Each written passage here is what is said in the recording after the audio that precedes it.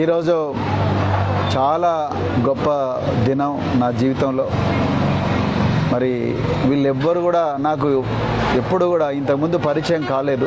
కానీ ఒక మిత్రుడి ద్వారా మాడుగుల మండలంలో అప్పారెడ్డిపల్లిలో శ్రీధర్ గోవింద్ అనే ఒక యువకుడు న్యూజిలాండ్లో ఉద్యోగం చేస్తున్నప్పటికి కూడా తన గ్రామాన్ని మర్చిపోకుండా ఎంతో గొప్పగా ప్రగతిశీల భావజాలంతో ఊర్లో ఒక ఓపెన్ జిమ్ పెట్టి, ఒక లైబ్రరీ పెట్టి, తన ఇంటినే ఒక పాఠశాలగా మార్చి చాలా అంటే చాలా గొప్పగా గ్రామీణ ప్రాంతాల్లో చైతన్యం తీసుకొస్తున్నాడు. ఆ విషయం తెలిసిన వెంటనే నేను, పెద్ద లాలయ్య గారు, తర్వాత చాలామంది నాయకులు, ఉప్పల వెంకటేష్ గారు అందరం కలిసి పోయి చూడడం జరిగింది. దాని తర్వాత అందులో నాకు బాగా అట్రాక్ట్ చేసిన విషయం ఏంటంటే, అప్పారెడ్డిపల్లి గ్రామంలో పేదలకు వైద్య సహాయం గురించి కూడా కొంతమంది యువకులు ఒక సంస్థ పెట్టి ఎక్కడ తెలంగాణలో ఎక్కడ పేదలున్న హాస్పిటల్కి వస్తే వాళ్ళ ఫీజు తగ్గించడం కానీ, వాళ్ళకి మందుల ఖర్చు తగ్గించడం కానీ రకరకాల ప్రగతిశీల కార్యక్రమాలు చేస్తున్నారు. మరి ఆ రోజే మరి శ్రీధర్ గారికి, వాళ్ళ మిత్ర బృందానికి, ఇక్కడున్న యూత్కి అందరికి కూడా, ఇక్కడున్న చాలామంది యూత్ కూడా మరి ఇలాంటి యువకులకు ఒక ప్రతినిధిగా డాక్టర్ ఆర్ఎస్ ప్రవీణ్ కుమార్ను అనే నన్ను పార్లమెంటుకు పంపించాలనే ఆలోచన వచ్చింది.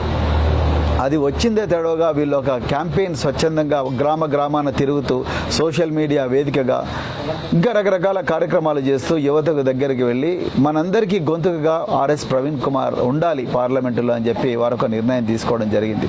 ఆర్ఎస్ ప్రవీణ్ కుమార్ గతంలో కూడా నిరుద్యోగుల కోసం ప్రాణాలకు తెగించి పోరాడిండు. మరి గ్రూప్ 1 లీకేజ్ ఉంటే ఆ పరీక్షను రద్దు చేయించిండు, గ్రూప్ 2ను పోస్ట్పోన్ చేయించిండు, ఎంతోమంది నిరుద్యోగ బిడ్డలకు మరి న్యాయం చేసిండు.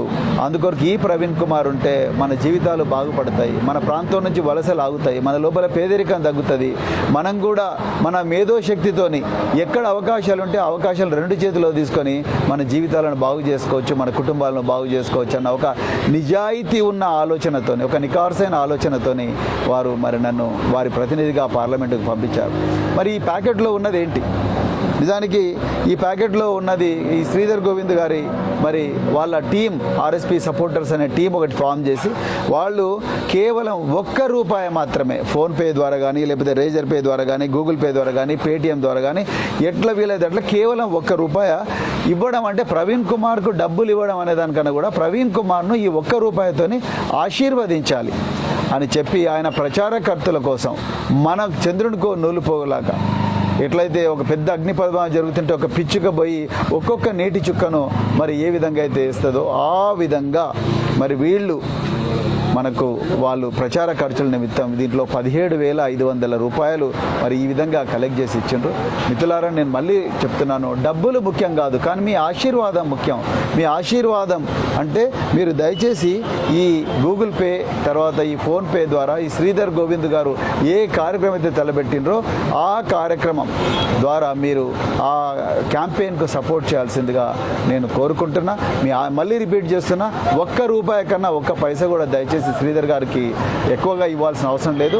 దాన్ని వారు మరి ఆర్ఎస్పీ సపోర్టర్స్ ఈ కారు గుర్తుకు ఓటేయడం, ఆర్ఎస్పీని నిరుద్యోగుల ప్రతినిధిగా, విద్యార్థుల ప్రతినిధిగా, వాళ్ళ కుటుంబాల ప్రతినిధిగా, వీళ్ళందరి పేదల ప్రతినిధిగా పార్లమెంటుకు భారత రాష్ట్ర సమితి మరి కారు గుర్తుకు ఓటేసి మీరు గెలిపించాల్సిందిగా మరి కోరుకుంటున్నా.